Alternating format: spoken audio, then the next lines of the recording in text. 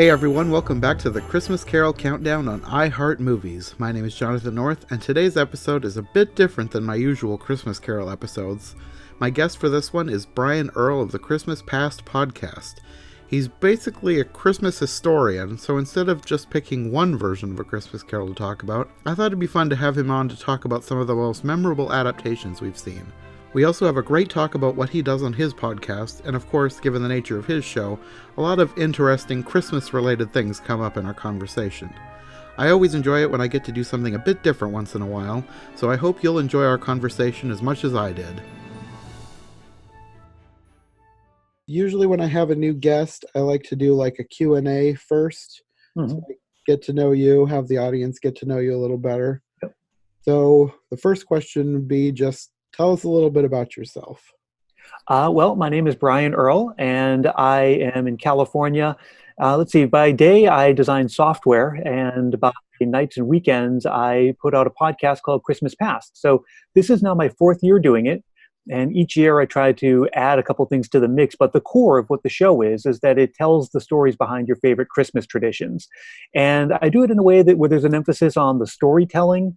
Some people have compared it to sort of like a Freakonomics meets Christmas, because when you look at the backstories behind Christmas stories, there's usually these connections to other things that you wouldn't normally assume are present.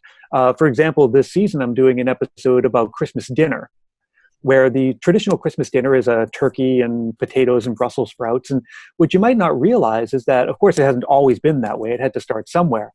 And a long, long time ago, it was really divided by class. If you were rich, you would have roast beef or brawn, which is sort of a pickled boar's head that's molded into something. Thank goodness we don't do that anymore. And if you were less well off, you would have a goose. So sometime we sort of all merged into this one more middle class meal of a turkey. And part of the reason they did turkeys was because of the size of the bird, which also happened to coincide with right around the time in Victorian England that infant mortality rates were falling, and thus families were larger. So most people wouldn't assume naturally that there is a connection between infant mortality rates and the fact that we eat turkey for Christmas and Thanksgiving dinner, but it totally is true. And there's also just innovations with the railroads for transportation of food, stagecoaches for moving turkeys from the market or from the farms to the markets. So there are all these really interesting, juicy little hidden details behind the things that we do every year without really realizing they're there. And that's really what the podcast is about. And over the last couple of years, I've added some things. This year, I'm doing 2 live shows. I released a true crime special series starting tomorrow. If you're listening in real time, that would be Wednesday the 11th. There's another little mini series coming out. So every year we're trying to do something bigger and better, but the core is really just finding very interesting stories behind the Christmas traditions that you take for granted. Yeah, that true crime thing, that was like, I usually listen to podcasts on my way to work, and that was all I listened to for a couple of days. Oh, is it really? It was really interesting. Well, thank you so much. And so for the people listening, a quick thumbnail sketch of that is way back at the beginning of the 20th century. That's right around the time where the notion of children writing letters to Santa really became big. The first, I think, examples of that are probably from a couple decades earlier in the late 19th century. And this was all, again, these things you probably wouldn't imagine are factors, was that there was an overhaul of the postal system. And also this was the rise of print media, where for the first time ever, people were exposed to things like advertisements on a daily basis, right? Like you sort of may not think about that every day, but of course that had to start somewhere. And it started around the late 19th and early 20th centuries. And one of the things that large retailers would do would be put into their advertisements some sort of, hey, write a letter to Santa Claus and maybe he'll answer you kind of thing. The only problem is Santa doesn't have an address, obviously. And so children would write things like, to Santa on the other side of the moon, to Santa on Ice Street, etc. And because we didn't really decide that Santa Claus lives at the North Pole until well into the 20th century. That's all fairly new. So what this meant was that a lot of these letters were just stuck at the post office, like no one knew what to do with them. And they tried different tactics like releasing them to charities, but there were problems with that because charities are saying this is really an efficient way to help kids, especially if they're really needy. So along came this guy named John Gluck who came up with a really interesting system for processing all these letters and not really being a charity, but just like getting them into the hands of people who could take care of them better than anyone else could. The only problem is his motivations were kind of murky. He it seemed like he really did want to help people, but he also saw taking on this problem as his ticket to fortune and fame. And for a while it was. And he almost becomes one of these sort of like Icarus characters who just, he got a taste of what was possible and flew just a little too close to the sun. And at the end of it, you end up with what you could arguably refer to as a true crime story, because he ended up crossing the line a number of times. And I guess people just have to listen for themselves, but there were some Secret Service investigations involved. There was a Supreme Court law case involved. And the fact that you no longer have the name John Gluck as a household name, or his Santa Claus association has sort of been lost to time, is kind of testament to the story's ignominious ending. Yeah, it's really interesting. If you haven't listened to it, then I would say go find it. I'll probably have a link to the podcast in my description, so you can go there and check it out. So for the most part, this podcast is about movies. So I like to do a few questions related to like favorite movies and TV shows. So what is your favorite movie? Are we talking Christmas movies or? I have a new section that I added just for you, so we'll do that later. Okay. So just movies in general. And this is actually kind of an interesting way to warm up to our Christmas movies conversation, because as you might imagine, I run a Christmas podcast and people ask me all the time what my favorite Christmas movies are. And I always have to give it with a big caveat. My answer is, I am just not a movie person in general. I don't have anything against them. I don't have any strong opinions one way or the other. Just whatever part of the brain is responsible for making people like movies, I don't have it. I might watch 2 or 3 movies a year. And usually only if I have nothing else to do. So when I say a favorite movie, it's more like the ones that just sort of like stuck in my head. And I can name those on like 2 fingers. In the last couple of years, there was a movie called Ex Machina, which I really, really liked. It was about artificial intelligence and this relationship between these 3 people who were developing an artificial intelligence. And honestly, like if I were to go to a movie theater nowadays, it would be for one of those like Wonder Woman or James Bond kind of just big screen spectacle kind of things. Mm-hmm. But I don't have movies that I quote or ones that I watch again and again. Even the Christmas movies, it is just not something that ever really stuck with me. I know that makes me part of the minority. That's fine. But is that the same for TV shows, or do you have any favorite TV shows, or? Let's see. The last show that I would say I really got into was Sons of Anarchy. And that was only I got into the first 2 seasons, and then I kind of felt like I just had to go all the way till the end of it. But most of the shows that I find that I like to watch a lot of would be kind of like the style of comedy that I guess Arrested Development, Parks and Recreation, 30 Rock, that kind of, just very dry, quick-witted, rapid-fire kind of comedy. I kind of feel like after Parks and Rec ended, there have been a lot of shows that try to imitate that style. Maybe the closest one would be The Unbreakable Kimmy Schmidt, which the first 2 seasons were great. The last one, maybe not so awesome. Then other than that, I'd say maybe Stranger Things. It's like the only one that I look forward to when it came out and watched it all the way to the end. I think this year, the only show that I watched all of the episodes for was The Dark Crystal. And that was just a big, nostalgia bump because I was a kid when that movie came out. I actually did a book report on that when I was, I don't know if we're roughly the same age, but everyone who went to elementary school remembers those Scholastic book sales where you'd walk into the school, it would be like in your school gym or something like that. And you'd walk in with like $6 and walk out with a couple of books. And a lot of the books that they always sold would be novelized versions of famous movies. So when I was growing up, there'd be like a Raiders of the Lost Ark book. And, we're talking like a chapter book of like 75 pages or E.T. or something like that. Mm-hmm. And there was one of The Dark Crystal. And I remember doing my book report on that because I loved the movie so much. So when that show came out, I definitely made sure to watch all the episodes. Yeah, I was actually homeschooled, but we had a neighbor who told me about the book sales. Yeah. And I remember, I think I gave him some money to go and get me some specific books at those sales because I was into the Boxcar Children. Did you read those? Of course. Those books. And so there was some that I wasn't able to find elsewhere. And I'm pretty sure I had him pick me up at least 1, if not 2 or more at those sales. Yeah. When you were a kid, did you have any favorite movies? It was ones like The Dark Crystal, the Star Wars ones. I never really got into lots of Disney movies. Like I think I must have seen Snow White and Alice in Wonderland, but I know plenty of adults where they still go to Disney World and Disneyland, and they're grateful to be able to take their children, but it's obvious like they're reliving a very fond past of Disney movies. Yeah, but again, I don't know if it's because I'm like not really a movie person in general, if I just never got to see a lot of them. But like I've never seen Aladdin, I've never seen Little Mermaid, things like that, that most children, of my or adults of my age would have seen as children. I just never have. So it was ones like that, a lot of like the sci-fi, action adventure kind of stuff for kids. Do you remember the first movie that you ever saw in theaters? Mine is actually a Christmas movie. Oh, really? Like, I don't remember much about the movie, but when I was really young, and I'm pretty sure this was the original release, but I'm not sure what year it was. It was the remake of Miracle on 34th Street. Oh, yeah. My aunt took us to that. And I don't really remember much except we went to the theater because we didn't really go to the theater when I was a kid. We didn't start till I was like in teenager years. So that one stuck in my head. I don't remember the first, but I remember some of my earliest memories of going to see the movies in the theater would be, I remember seeing Star Wars, the original Star Wars, A New Hope. And I remember that really vividly because I was at that age where I didn't really realize when it's appropriate to talk in public. And so like I'm talking through the whole movie and that's all I remember is that the movie theater, the entire audience was like shushing me multiple times. Some of the Muppet movies, I don't know, like Muppets Take Manhattan or something like that, I remember seeing in the theater. Probably those two, like definitely E.T., but I was probably older by then. Mm-hmm. I wish I would have been able to see the Muppets, like Muppets Take Manhattan, Great Muppet Caper in theaters. We borrowed those from the library.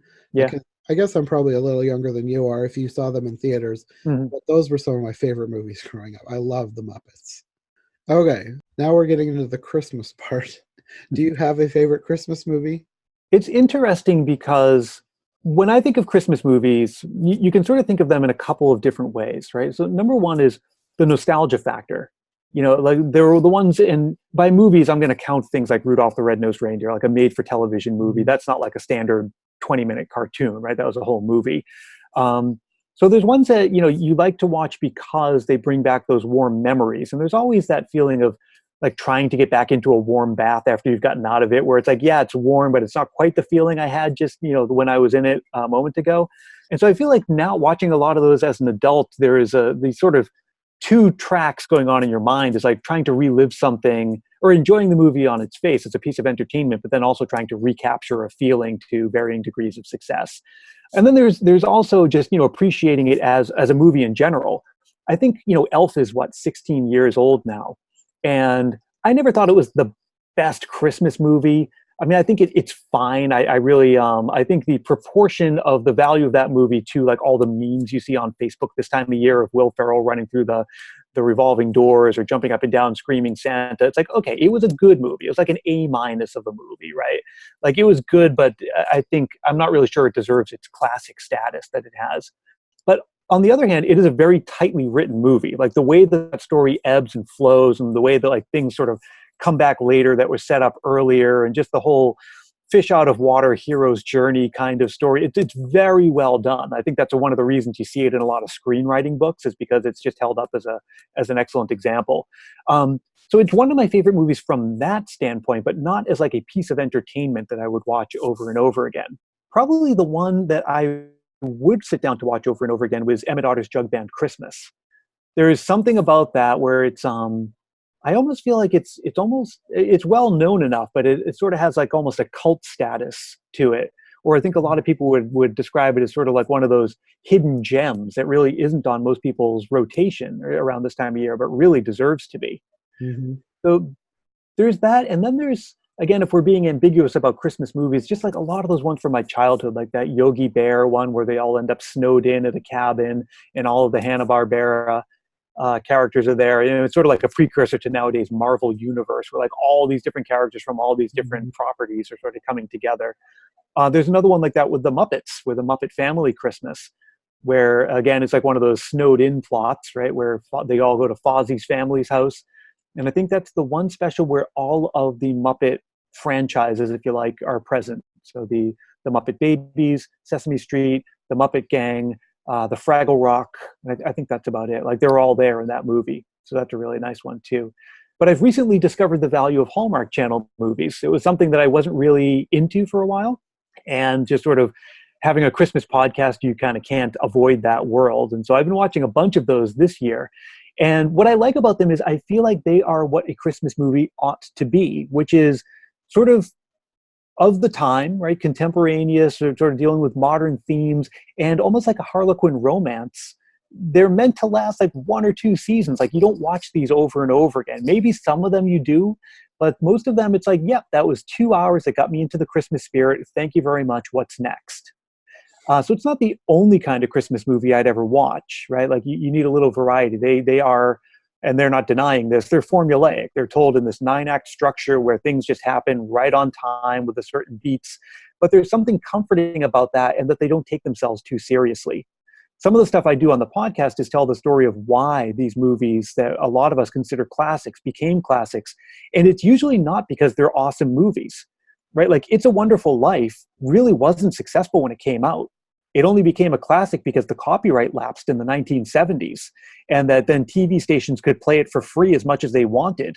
And because it was so inescapable and ubiquitous, we have a whole generation now growing up assuming that that's why you see it on TV so much, is because it's so universally loved. It's not true.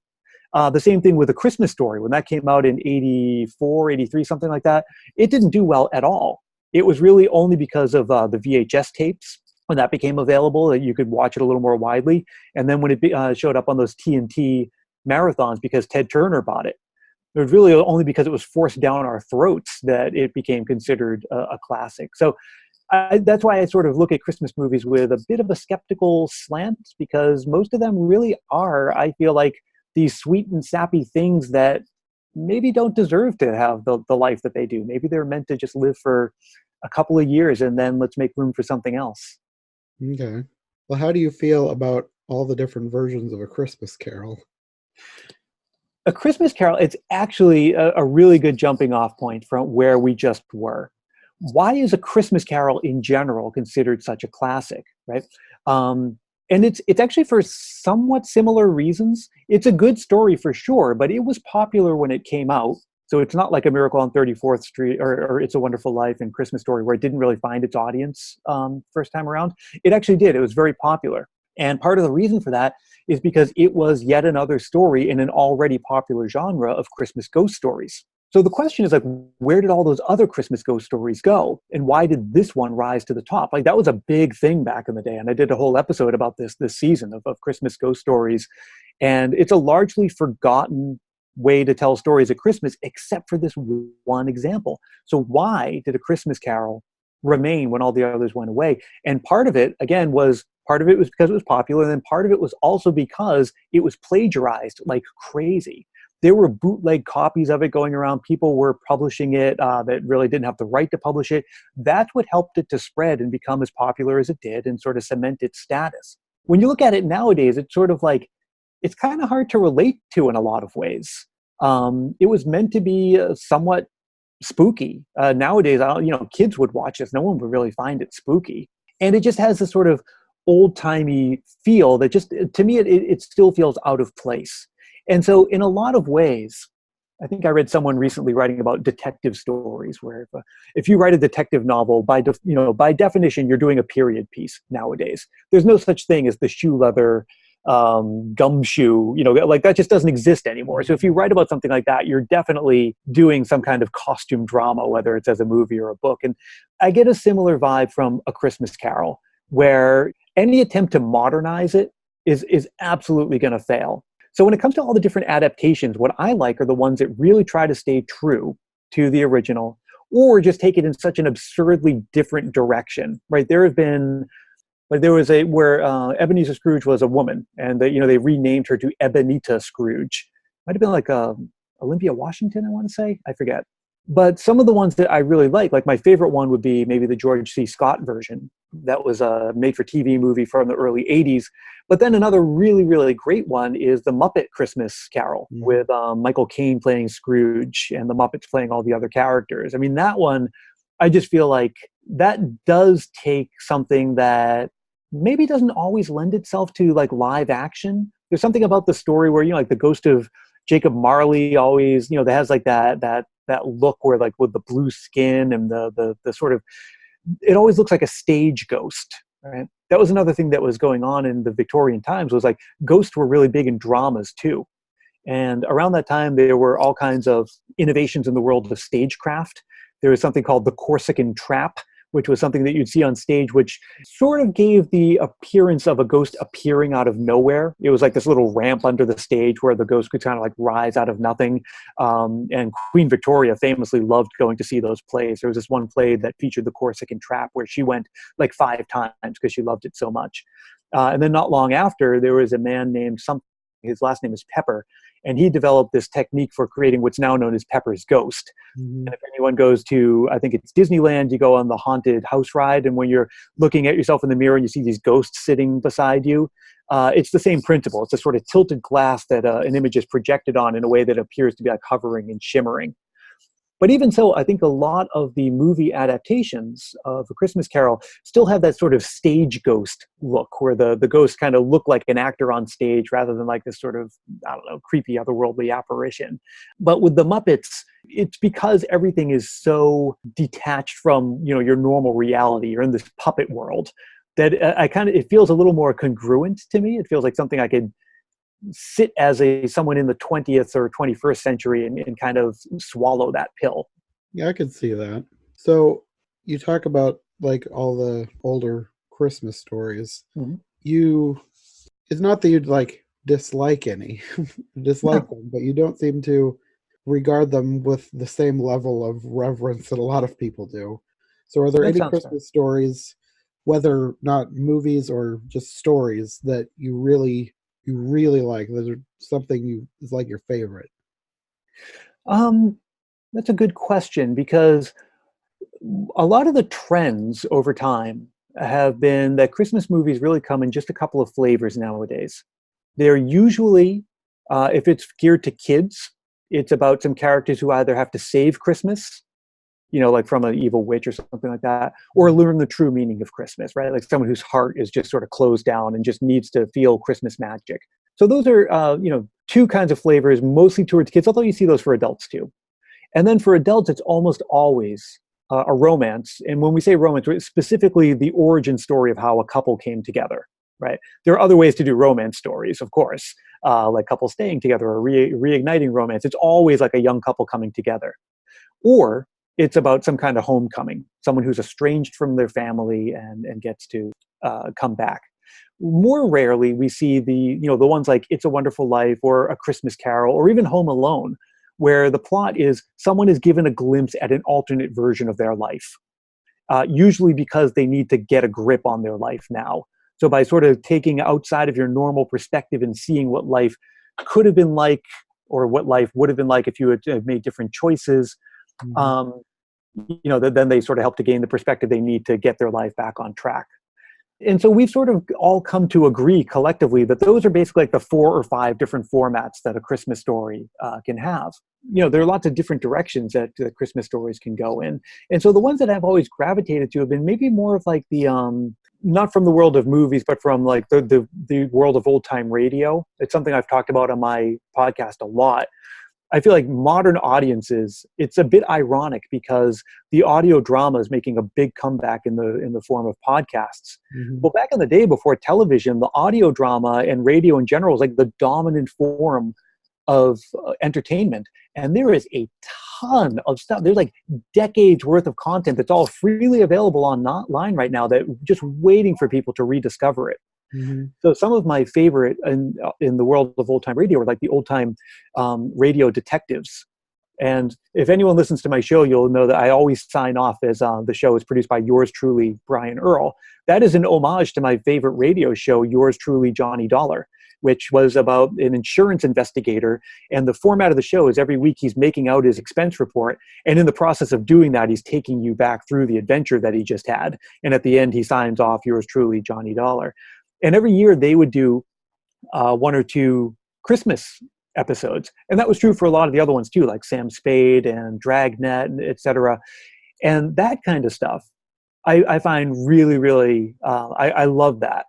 And maybe it's because it harkens back to some other nostalgic stuff from my childhood, where I have an enormous collection of those old 45 records that came with a storybook. And it would say, when you hear the chimes ring, it's time to turn the page, like this. And that's how a lot of those stories felt to me. These sort of like pure audio, pure imagination stories. And again, most of those were for kids. So some of them would just be, like a day in Santa's workshop kind of stuff. But then a lot of them would also take your favorite characters and adapt them. So for example, I have one of the $6 Million Man, remember, like the Bionic Man, Steve Austin. There's this whole record of like just different Christmas adventures that he goes on. There's one with superheroes and just famous characters like Teddy Ruxpin and the Care Bears and things like that. So those kinds of stories, we're taking familiar famous characters and putting them in a different context and in a way that feels natural but also feels really festive, are the ones that I really like. And partly because, again, they're not made to be these enduring Christmas classics. They're meant to be, I hate to use the word disposable entertainment, but transient. They're made to last for one or two seasons worth of listening. Although I should say I go back to those again and again and again. Mm-hmm. I feel like the maybe more modern equivalent of that would be things like television shows doing a Christmas episode, which don't have quite the same appeal to me. Of course, all the sitcoms I watched growing up, there was one, Family Matters. They have this episode, it's beginning to look a lot like Urkel, where, I think it was basically like a Christmas Carol plot, but it was with Urkel. And those are the kinds of things that, like, they never work. You almost think like the writer's room is like, okay, we got to do something. What's it going to be? I don't know. That Christmas Carol plot's pretty easy. We could just have like the wacky neighbor be the ghost of Christmas past and call it a day. Those things, they just never land with me. And if they do to other people, more power to you. I'm glad you enjoy them, but that's just, doesn't quite do it for me. That'd be the kind of thing that I would like to watch maybe once, but it wouldn't be something I'd go back to. Yeah, exactly. Because I find it kind of interesting, especially if they're doing a Christmas Carol plot, because I really like seeing how different people put their spin on the story. Yeah. Which is why I do this series where I'm looking at all these different versions for the month of December. But for this episode, I wanted to talk about, my first idea was like to do favorite versions, but then I thought it might be more fun to talk about more memorable versions. Mm-hmm. So I thought we could do like top 5 most memorable versions of A Christmas Carol that you've seen. So even if they're not good, what are some of your favorite, but maybe not in the way of favorite usually is, versions of A Christmas Carol? Well, I think, like I already said, one of the ones that I actually do enjoy and would be happy to watch again and again is the George C. Scott version. I have to admit, again, like, I know it sounds strange. I'm someone who's, spent a lot of time thinking and writing and doing podcasts about Christmas. There's a lot of versions of this I haven't seen. I haven't seen the Jim Carrey version. I haven't seen the Alistair Sim version, which a lot of people assume is the classic. I've seen a lot of the cheesier versions of it, like the one with Kelsey Grammer. I mean, it's definitely a very memorable one, but maybe not in a good way. And then even surprisingly, the one with Patrick Stewart. When that came out, and I don't know how long ago that was, maybe 10 years ago, I remember being very, very excited to see that because I love Patrick Stewart. He's a wonderful actor and all of that. But something about that just did not stick with me. And I don't know if you have the same opinion of it, but it really just felt like it was just pretty much paint by the numbers. And that's the trap you're always going to fall into with a story like this, unless you're going to take liberties with it, like the Muppets did, or whether you're going to, really just try to play around with the form, play around with like who the characters are and what their motivations are, maybe focus on one of the other characters more than others. That's where you can really breathe new life into this. But if you're just going to basically tell the story from beginning to end, I feel like you're kind of boxed in, and there's only so much that you can do with it. Mm-hmm. I really wanted to see the Patrick Stewart version because he famously has done a stage reading of the novel for years and years. And I don't think it's the whole novel all the way through, even though like technically it's a novella. It's only about 50,000 words. But I have it on CD where it lasts like maybe an hour and a half. So it's probably a condensed version of it.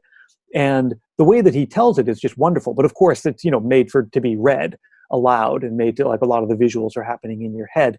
So when you try to translate Patrick Stewart doing all that to the screen, it lacked something for me. Mm-hmm. But anyway, memorable in that regard, memorable in the fact that I really anticipated it and that it didn't end up being one of my favorites. Also, definitely the Muppets Christmas Carol.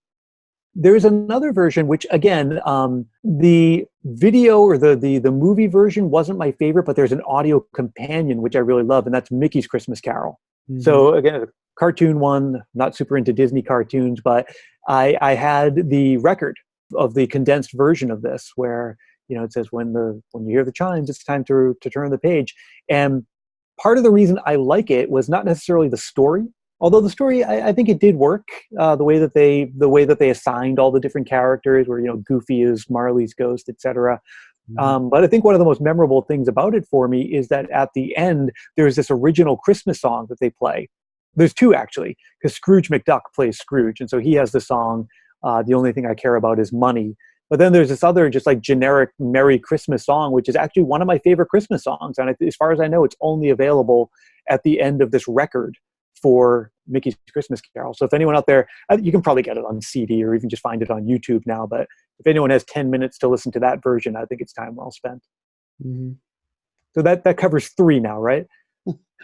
Well, that one was going to be one of mine until I remembered another one that I decided was going to take its place. But on my list, I also had the George C. Scott version. I just watched that for the first time last year after being told about it probably for years by my cousins who love that version. That's the version they grew up with. And I would say that that's probably now one of my favorite straight adaptations, like trying to faithfully adapt the book. Because, like you said, a lot of them do become sort of paint by numbers. But that one, there was just something about it that I thought was really good. And then probably my favorite version, and probably the most memorable version for me, is the Muppet Christmas Carol. Yeah. There's something about the Muppets that I love, and then I like the story. So having them together, and then all the twists that they put on it, I really liked that.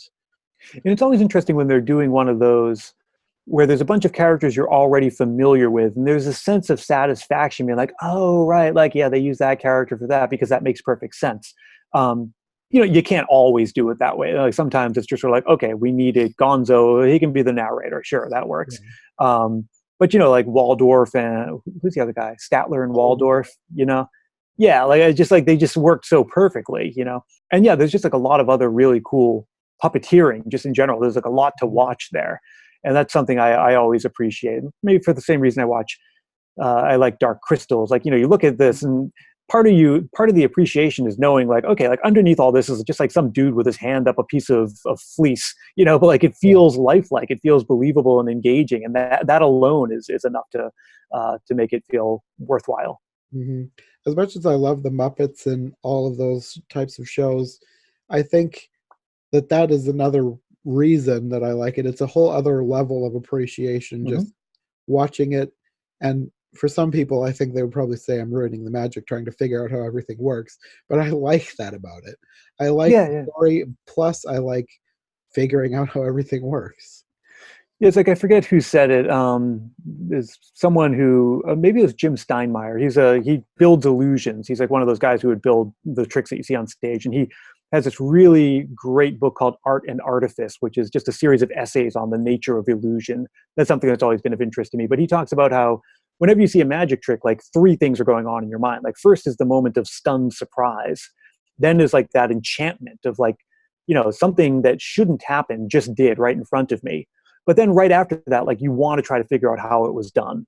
And that's part of the puzzle, right? Because when you see something impossible, you can't help but wonder. Like that's sort of where curiosity comes from, is we're basically this built-in incongruity detector. When something that just happens that's not supposed to happen that way, you can't help but wonder why. And then that wonder becomes part of the mystery. And that's why like it's always disappointing to learn how a magic trick was done, because it's usually some just really stupid thing that makes you feel dumb for knowing. And so the wondering is actually part of the enchantment, but then the learning is actually deflates it all. And so I kind of feel like it's the same thing. Like on the one hand, you're appreciating like, oh my goodness, like underneath all this is, probably like a stage where people are propped up and they're doing all kinds of like camera tricks and all that, and just all kinds of stuff to make you buy into the fact that like these characters are alive and that they have personalities and that we can follow their motivations and root for them and all of that. And then, yeah, like I guess when you think about it too much, it kind of diminishes the magic. But thinking about it a little bit, I think actually kind of adds to the magic. Yeah, at least for me anyway. Yeah. My other, I keep calling them favorites, but like the most memorable ones, they're not necessarily my favorites, but they're a little more obscure. Have you seen Blackadder's Christmas Carol? No, although I am aware of it. To me, it's one of the most memorable because it's almost the story told in reverse. Mhm. Because at the beginning, the person who's in the Scrooge role is like happy and nice and a caring person. But by the end, they become the Scrooge that you know Mhm. because of all the things that they're taught about, uh, I don't know, the badness of humanity or whatever. Mhm. It's ridiculous, but I just find that one to be so memorable because I can't think of any other versions that like talk about how bad humanity is and make somebody Mhm. who loves the goodness in humans and have them turn into a Scrooge, a more Mhm. recognizable Scrooge character instead of the other way around. There's something about a lot of the going back to the idea, like this whole story seems to be pretty frozen in time. Hmm. And imagine, some of the Hallmark movies being watched decades from now, where, we're in a time now where nothing ages well. You watch something 5 years from now, and not because the story doesn't age well, but just because of like modern life being depicted in the movie doesn't age well. You look at like an episode of 24 now, and like, the guy's got like a pager. It's just like you can't really buy that that's like something that you can't really buy, like the drama created by not being able to communicate in real time. And there's just so much from the story. Like when we talk about, are there no workhouses? Like most people have no idea what a workhouse is, Hmm. or, just the notion that people would work on Christmas. I think those are the kinds of things that I think about, where it was true until well into the 20th century that you'd go to school on Christmas Day. Businesses would be open on Christmas Day. Not long before, like George Washington, not 20th century, obviously, but famously worked on Christmas Day.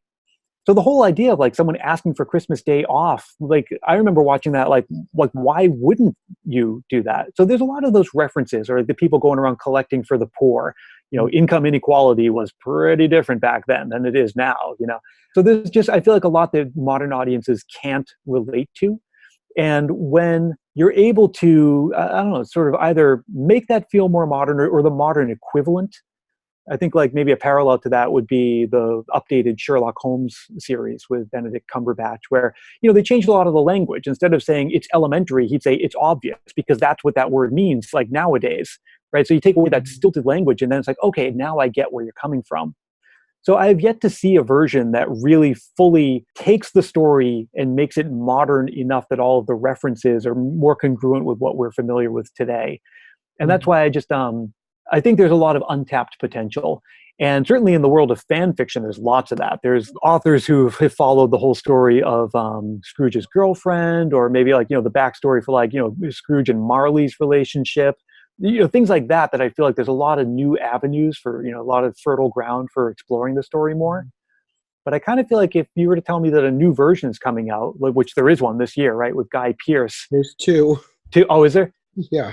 The Guy Pearce one, I'm looking at it and I'm like, why? Like other than just, to have something new to watch, like what are you bringing to the table? Like, how is this new or different or better? Is it just like, is it, because it's like shot in some new frame rate? Are you using like new cameras? Like, what are you bringing to this story that I haven't seen a zillion times? Hmm. Well, the one is going to be a mini series, so I'm wondering if they're going to add some of that fan fiction, the backstory to some of it. Yeah. Because otherwise, how do you make it last more than 2 hours? I think it'd be an interesting thing to know, like really how the first adaptations came about, because as far as I know, the first film adaptation of this was a silent movie that lasts all of like 4 or 8 minutes or something like Uh-huh. that. Yeah. Really, really short. Some of the later adaptations were the ones that appeared on radio, like Lionel Barrymore, who plays another famous Christmas movie bad guy, Mr. Potter in It's a Wonderful Life, had made a career of playing Scrooge on the radio. His Scrooge is like one of the iconic Scrooges, even though we never get to see him, at least not on the radio. But I kind of feel like we hit a wall where there's like this sort of one way to do the movie adaptation, and that every iteration since, and again, like always with the caveat, I'm just like the wrong person to be making these assessments, because I don't really watch movies with that close an eye. They all feel the same to me. There are a few that do very different things, and my last two are some of those. One of them is a modern adaptation, but it's now 20 years old, so it's not quite modern anymore. This is one that Rachel Wagner got me onto. We watched it, I think, the first year that I did this series. She recommended that I watch one called A Diva's Christmas Carol. Mm. And this one was about a woman whose name was Ebony Scrooge, who was a singer. Mm. And Mm. it's kind of ridiculous. It's probably not one of my favorites, but it's so memorable that every time I think of A Christmas Carol, that is like automatically on one of my lists is Mm. ones that if you want something really different, watch this one, because a lot of the choices they make sense with a modern update to different plot points. Like the Ghost of Christmas Future, I think I don't remember what channel it is, but I'm just gonna say like MTV because it's something like MTV. It's like some behind the music featurette about her life that she ends up watching on TV that's told in the like a documentary style. Mm. Like she sees what the future is going to be like for her.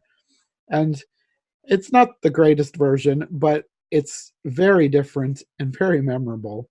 So I feel like in terms of like updating it for a modern time, I think that one did a pretty good job because Mm. they really put their own spin on it. Mm. And my last one, this one is extremely different. This one, do you watch Doctor Who at all? A little bit. Okay, well, a few years ago there was a Doctor Who version of Christmas Carol Mm. where it's like none of the names are the same. It's just the basic story beats of A Christmas Carol, but told in a science fiction style. Like the Doctor is going to this planet. There's a ship that's like stuck in the atmosphere because it has a very weird atmosphere that's full of fish. It's a Mm. very strange Mm. adaptation. But the guy who controls the atmosphere is the Scrooge character. So he goes down to the planet to try and get this guy to let the ship land safely. But this guy, they're not paying him or whatever. I can't remember. It's been a long time since I've seen it. The guy basically won't do it because it's like his family business that controlling the atmosphere. I don't remember exactly how that all went. Mm. But basically, the Doctor goes back in time and he plays the parts of the Ghost of Christmas Past, Present, and Future with this guy, showing him a better way to live, and basically changes the guy completely by changing the course of his life. So he doesn't learn a lesson per se, he just becomes a completely different, better Mm. version of himself. Okay. It's really interesting and really strange. And like at one point, there's a Christmas sleigh being pulled by a shark. It's really random, All right. but I enjoy that version. Just I like Doctor Who. I like A Christmas Carol. I like Mm-hmm. weird takes on things. So that one is probably one of my most memorable versions for Christmas Okay. Carol. Well, I should say maybe I'll check that out, but in all honesty, I probably won't. That's I'll take your word for it. so you said you had a couple more left that are more of your more memorable ones. No, I think those were the ones that I wanted to mention. There really aren't too many others. I certainly there were some cartoon adaptations of it, like some just a straight one where the characters we're seeing are Ebenezer Scrooge and all the others. And then there are some others where it's more like a adaptation. Wasn't there one like the Scrooge, Mr. Magoo? Yes. What I liked about that one from the 60s, and that really belongs to that family of classic Christmas cartoons from the 1960s, like Charlie Brown and Rudolph the Red-Nosed Reindeer and all of that, that kind of doesn't get its due. It really is from that same graduating class. And it would appear as yearly, like all the other ones did in prime time for a number of years, and then it just didn't anymore. And if anyone gets a chance to look at it, it's really great because I think it adds a new layer, right? It's one of those backstage dramas where we're watching the story of someone else putting on a story. Mm-hmm. So we kind of cut in and out of the actual action of A Christmas Carol, and then it's more like the sort of backstage goings on of Mr. Magoo trying to put on this production.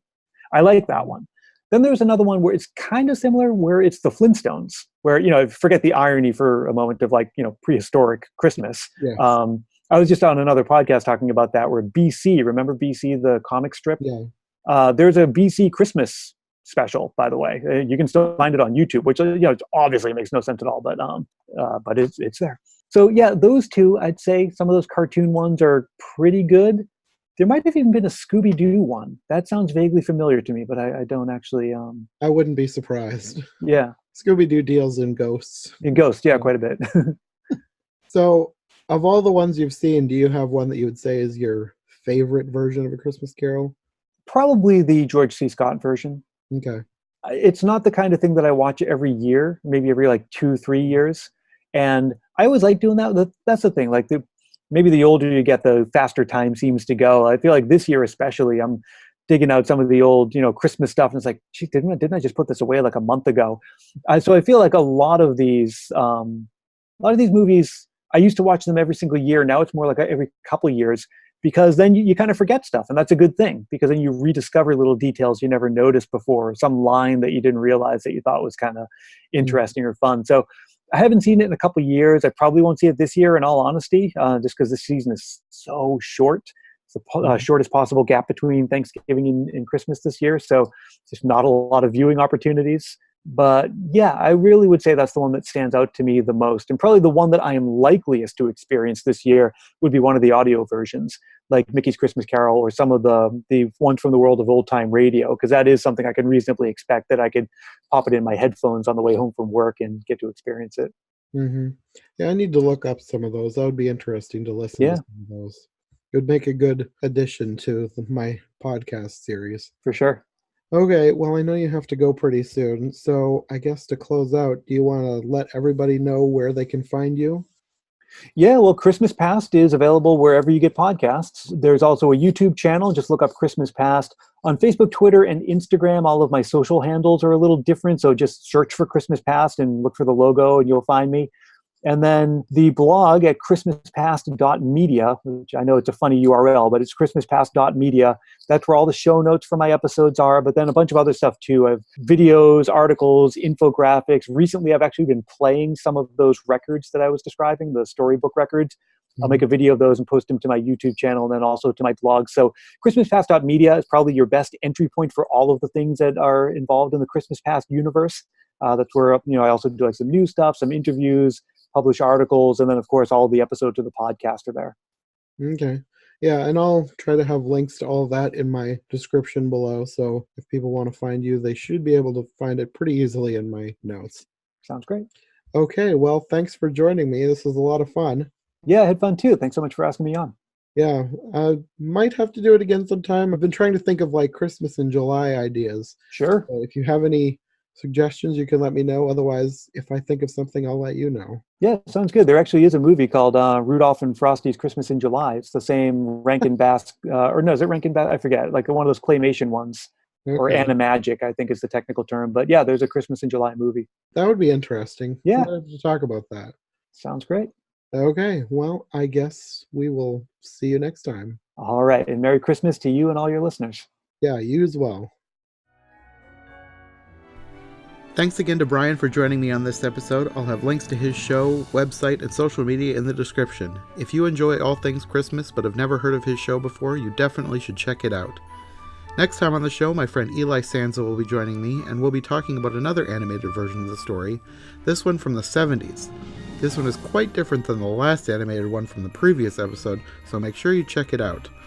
We'll see you next time for more of the Christmas Carol Countdown on iHeart Movies.